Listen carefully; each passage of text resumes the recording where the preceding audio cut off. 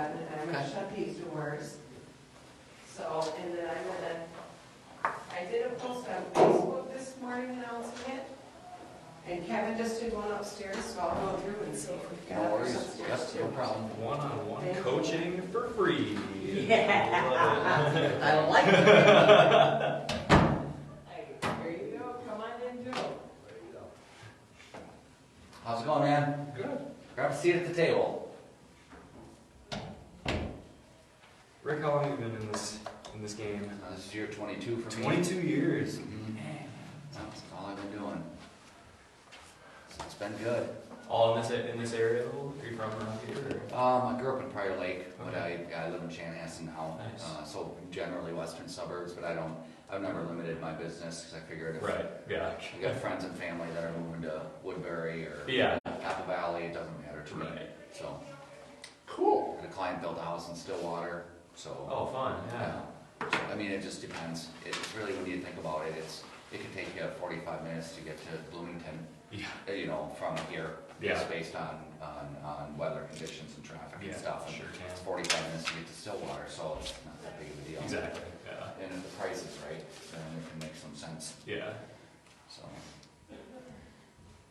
yeah, it's been good. It's just been a lot of learning. It's always changes. Even after this long, I still learn stuff. I learn stuff all the time, you know, which is great. I come across new things that I didn't expect were going to happen, which is exciting. It's stressful. Yeah. It's good. It's exciting. So it keeps you going. So where are you guys coming from? Why don't you start? I live in Mare. What's that? I live in Mare. You live in Mayor, okay. And what did you do before this while you're getting into real estate? I was a lawn and landscaping specialist. Okay. And so, Did you run a company? yeah, Okay. I ran my own company. I built it from the ground up. Okay.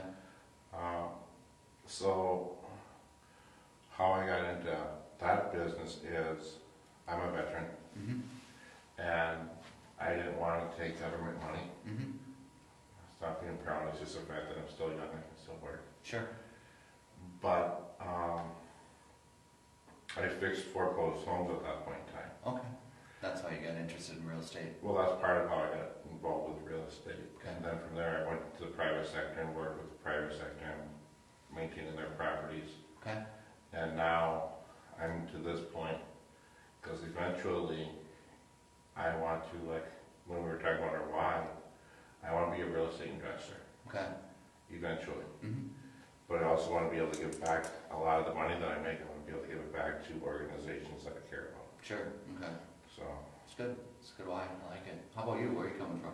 Yeah. So I live not far from here in Minnetonka, Okay. right where the Minnetonka Shorewood Chanhassen border. Mm-hmm. So previous to this, I was selling advertising for a newspaper in South Minneapolis, Which newspaper? Southwest Journal. Oh, sure. Yeah, you know it. Mhm. Nice. Yeah, toughest job I've ever had. Was it? Selling print media, man, Yeah. in 2019 or 2020 now. Oh yeah, print media. Yeah. Super hard. I It's mean, expensive and it's not cost effective these days. No. So yeah, so that's what I did for a couple years before that. Before this, I got into real estate because my fiance's parents are real estate appraisers Okay. out in Truckee, California. Okay. So you know, walking around $10 million overbuilt mansions Mm-hmm. was like really, really cool. I was like, Sure. I could sell this. Yeah. So I got in. That's how I got interested. Was through them, and yeah, it's You guys both just recently got your license? yeah. Okay. Cool. So you're just starting. mhm. Yeah. Well, good. Hopefully this can be helpful because this is something where so many people set up their business so that they're getting listings for the spring. The spring market is obviously when we sell the vast majority of homes Mhm. for a couple different reasons.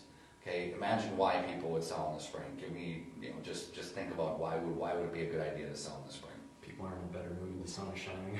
Sun is shining. Okay, what does that do for a property? It's snow melts. Okay. Curb appeal. And when this is curb appeal. Okay, so that's helpful. What if you've got a big yard? Mm-hmm. Okay, what if you've got a wooded yard and then behind your wooded yard is a new development? In the wintertime, you can clearly see that. In the summertime, it's totally private, Mhm. right? If you have a lake, the only advantage in the winter is you can ice fish and you can snowmobile, but that pales in comparison to, having the water and having the beauty of the water, being able to swim and have all those water activities and boating activities, right? Same thing holds true for rivers. They're just dangerous in the wintertime. And in the summer, they're beautiful and you can fish on them and travel on them and stuff like that. So makes a really big difference. What's the other major determining variable why people list and move in the spring versus any other time of year? Kids are getting out of school. School. School is very important. For any house that's suitable for a family, and there's a lot of families, especially if you're selling in the suburbs, you know, this is the demographic of people you're going to have. Generally, are going to be a lot of families, which means that school plays a role. And whether it's grade school, high school, or college, it always plays a role because they all end at the same time. They all have summer off. You know, so either the kids are coming home, and you don't want to be in a moving transition, right? You don't want to move and then the kids come back from college, and you certainly don't want to move and transfer them from one school district to another. So those are all reasons why it's, you know, people think that selling in the spring is going to be the number one time to sell. Okay, so we want to talk about how to counter that, because with everything that's learned in real estate, everything that's discussed, I find that there's always a counter to it. There's always an opposite that it's a spin, so you can spin it to be positive in one way or another. Now you want them to be authentic reasons, and there are. I mean, there's good reasons why houses sell, and there's good reasons to sell in the winter versus selling in the spring. So we'll start with those. We'll start with the good reasons, okay? What do you think, just to keep us all active in this, do you know whether there's more listings available for buyers in the spring versus in the winter? More in the spring. Yes, lots and lots more, probably 4 times the quantity, right? So the advantage for us in selling a house in the winter is there is significantly less inventory available for those buyers to look at. So when they're looking at our house in the winter, if I list a house in Prior Lake at $600,000 like I did, I know that there was one other property that was available. In the spring, there most likely would be between 10 and 15 available, which means that now my one property that I list is competing against 10 or 15 versus competing against one. Okay, so makes a big difference. Supply and demand drives the market and drives pricing, and that's just one of those things where having lower inventory is a huge advantage for us. Okay, so that's the first one. And less inventory equals less competition, which is what we're just talking about. You know, it's just, you're not going to have a buyer go in and look at what will happen in the wintertime is a buyer will look at this low amount of inventory that's out there, and then they'll go and look at them again and cross-reference and say, yeah, this is by far the best house. And they're also going to say, how many houses came on the market in Prior Lake in this price range in the past month? And the realtor's going to say 2.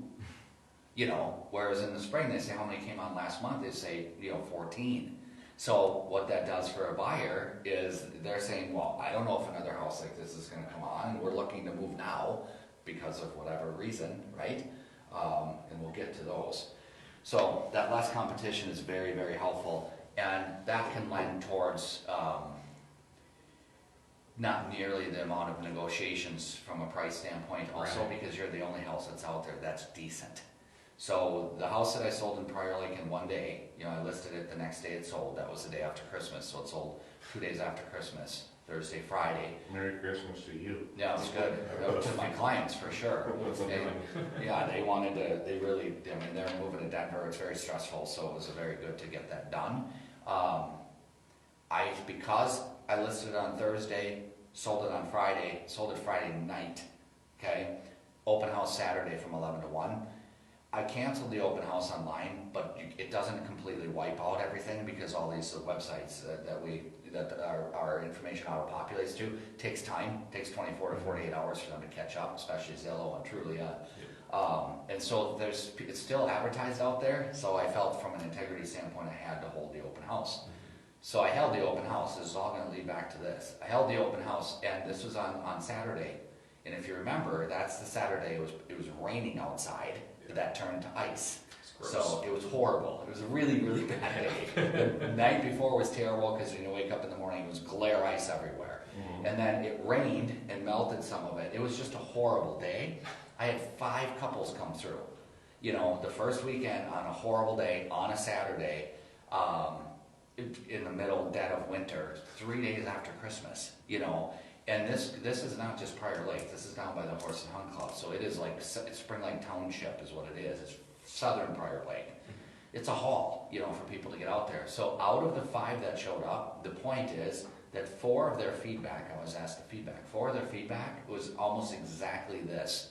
There is nothing else on the market right now that is like this house. This is a really good one, no wonder why you sold it. Yeah.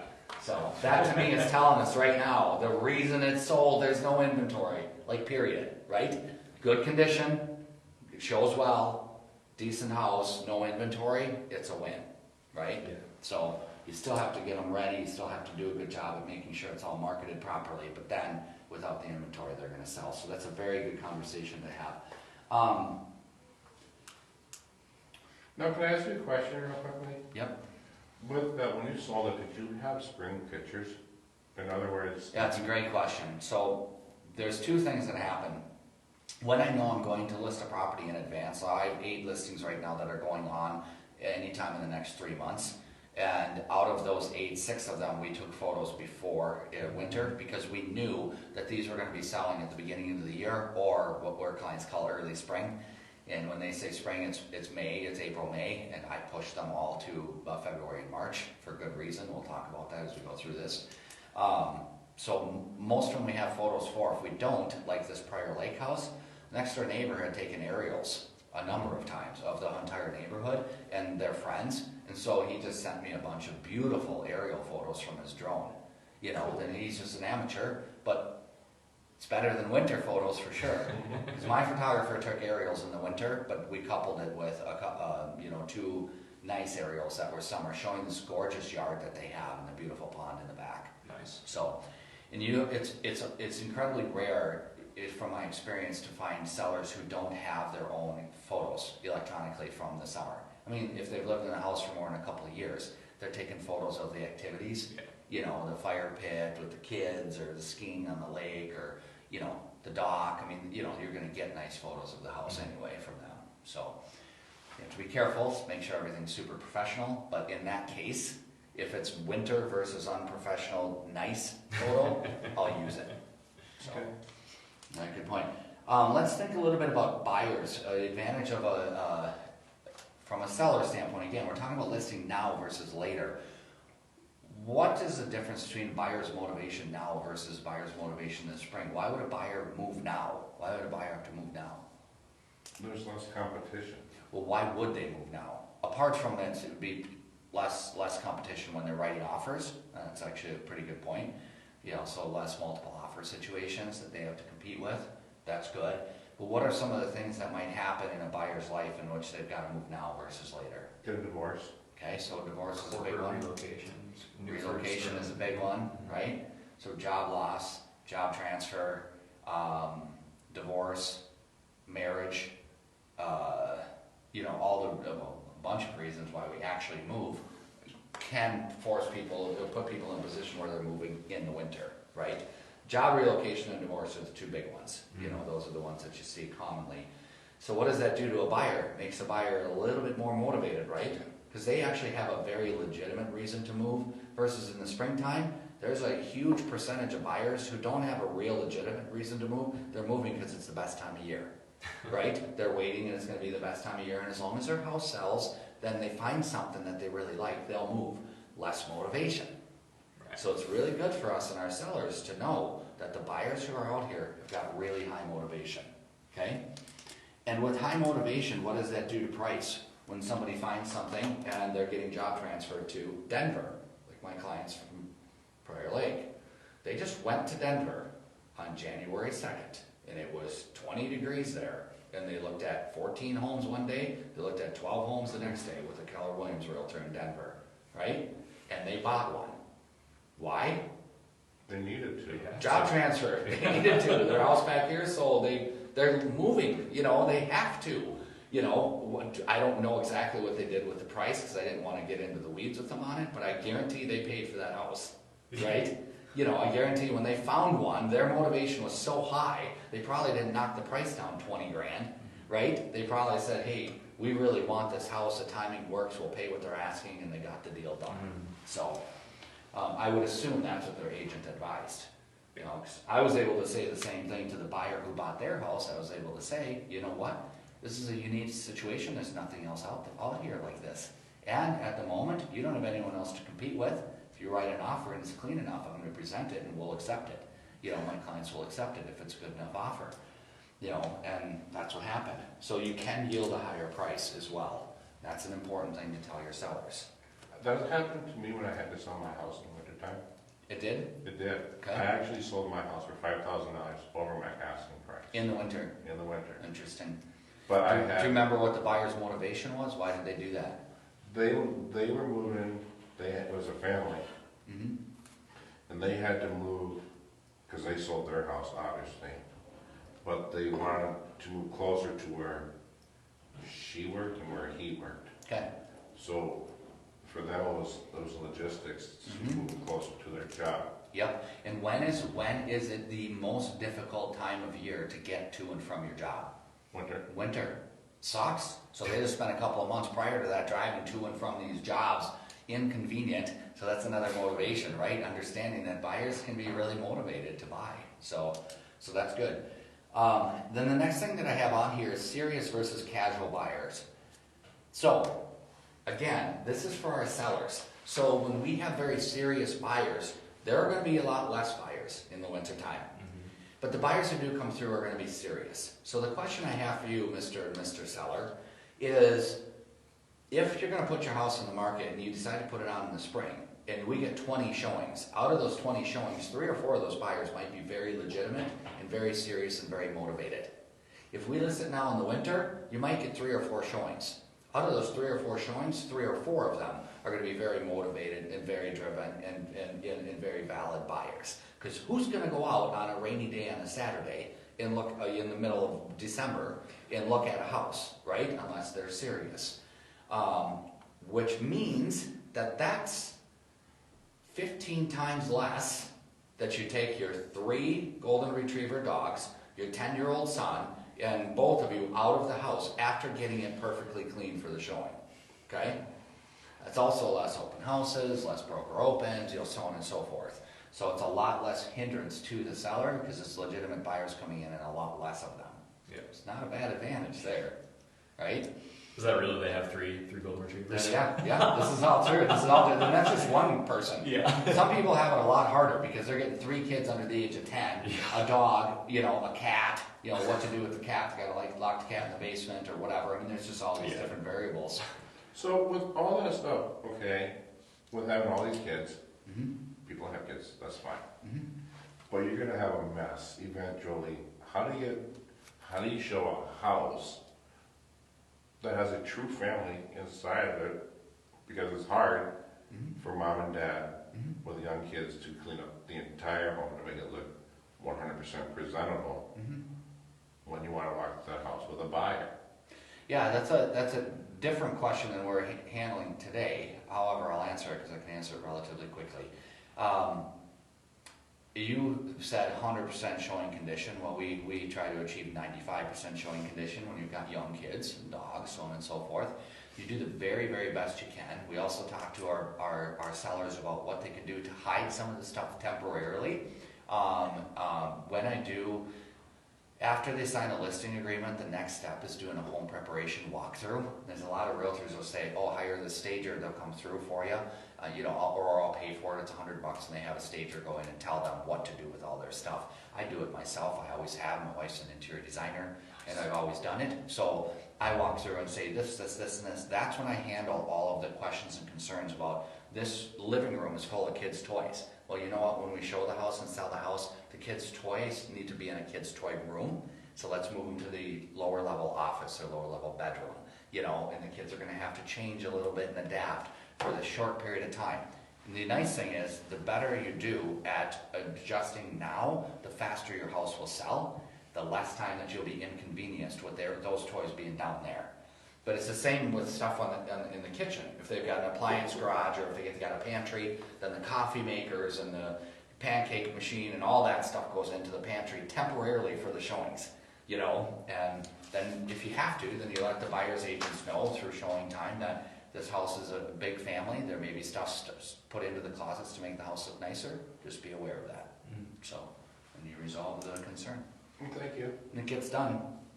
So, in the spring, there's a parade of homes that happen. Are you familiar with the parade of homes? You know, pretty.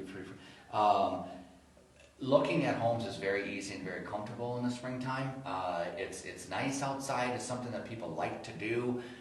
It's unbelievable. I've hosted hundreds of open houses, all kinds, right? Broker open houses, luxury open houses, regular weekend open houses, builders open houses. I've done all of those, and all these buyers come in, and I always ask them, what brings you out? Oh, we were just thinking it'd be fun to look at houses. You get probably 25% of everyone saying that, because it's just fun.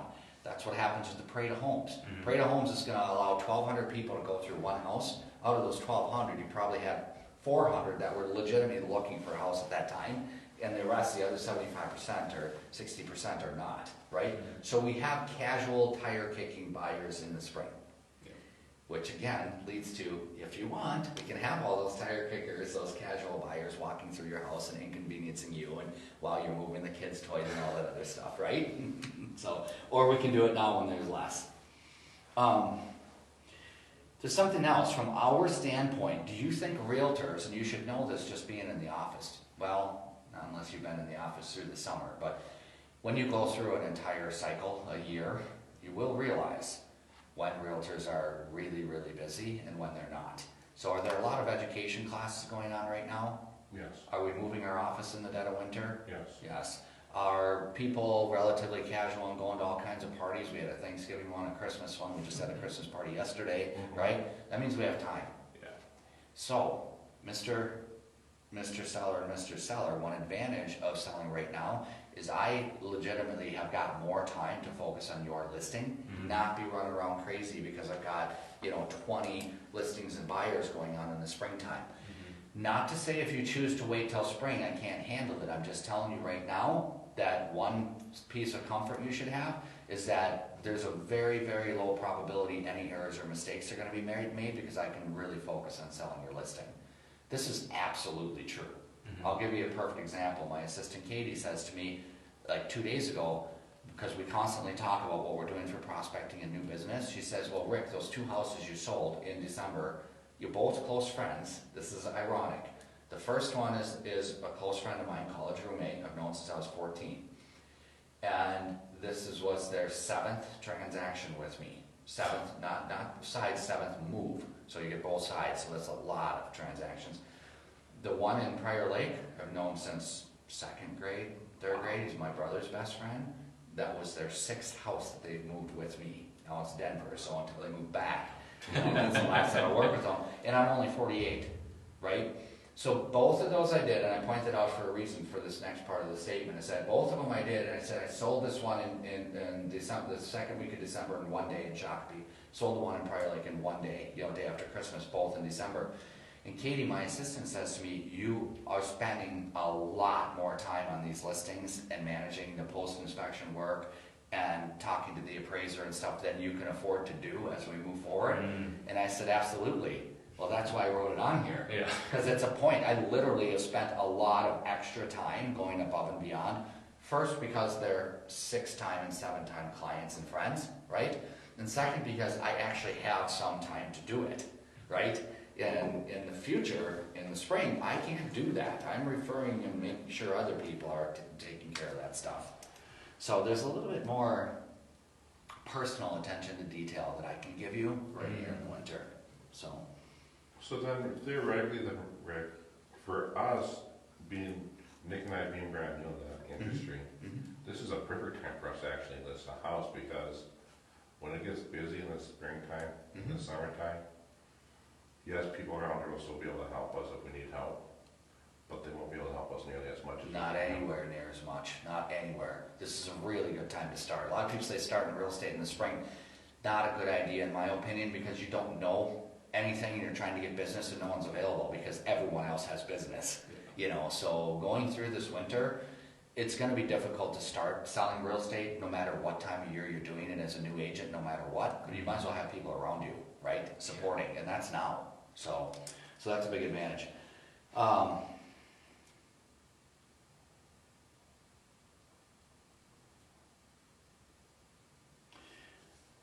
Okay. Oh, there we go.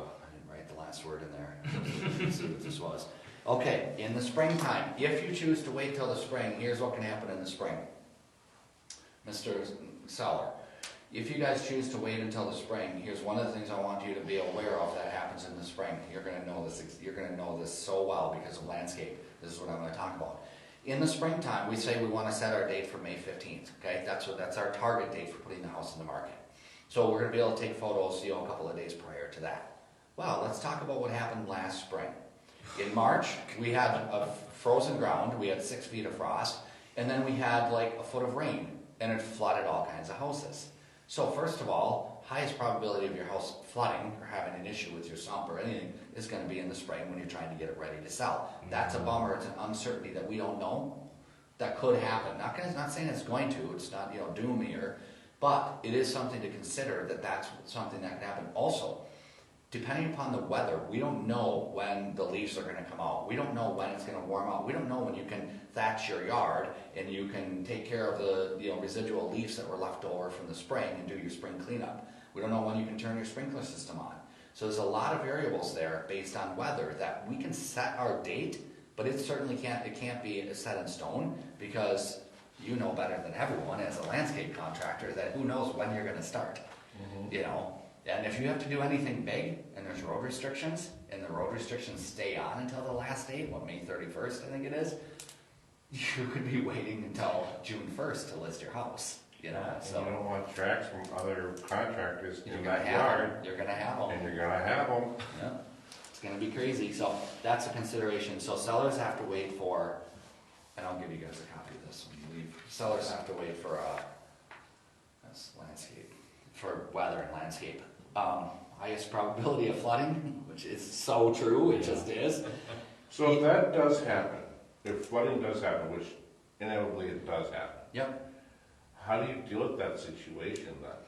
Well, it's specific to the specific situation, but it depends. I mean, I just sold a house last year at $800,000 in Minnetonka, and it was a full remodel by Kramer. Kramer, gorgeous, beautiful builder, full 100% remodel. Rambler, Lookout, and they had a big hill in the back that kind of then flattened out around the yard, and we had that issue with the frozen ground. So the water went over the foundation wall, between your base plate, then the foundation wall, over the foundation wall, and then into the basement. Most unusual circumstance. It happened on hundreds of houses. It was very unusual. So what we did is that this has never ever happened. We've never had these weather. It was under contract. We've never had these weather conditions before. They got Kramer out there, to go back and say, yep, we're gonna. Actually, they were building a house with Lacey, so they had Lacey come out there and do the work properly. But it was full disclosure. We said, this is what happened. And this is what's one of the unique pieces. I was a builder, licensed general contractor, and remodeler. So, in a lot of offices will teach you, don't get involved, don't get in the weeds with stuff that you're not a professional at. Don't, as a realtor, don't be advising your clients on landscape plans, because you know it. That's what some people will say. I feel very differently. If I have the knowledge, I'm going to provide it. I'm not going to be liable, but I'm going to at least provide it. So I went to that house probably 3 or 4 times with the buyer and the seller and the buyer's agent and my sellers. And we all talked about what the plan was going to be for the outside. Wow, that's a unique situation. Well, to remediate future issues. Yeah. And we hired the landscaper that Lacey works with, and they regraded a portion of the backyard, put a French drain in. Just a little bit of overkill, but nevertheless, we handled it. Wow. So, one of the other things that is a huge advantage of you listing now, is that we know what the mortgage rates are. We know that the mortgage rates right now are, let's just say they're at 4.25, ridiculously low when you look at the past 20 years of history, significantly low. We don't know what the mortgage rates are going to do in the spring. Inevitably, they're going to go up. They do. And this year's unique. We have an election year. You know what happens in real estate in an election year? It is completely chaos. Total chaos. Because nobody knows what's going to happen, and it's a mess. We have rates jump and drop. All kinds of crazy stuff happens because of the uncertainty as to what's going to happen with the presidential election. Okay? So, and we've got that 2020, you know, so that is gonna be an issue. So we focus on what we know now, which rates are super low, which means buyers can afford more. So let's get your house on the market because there's not much out there.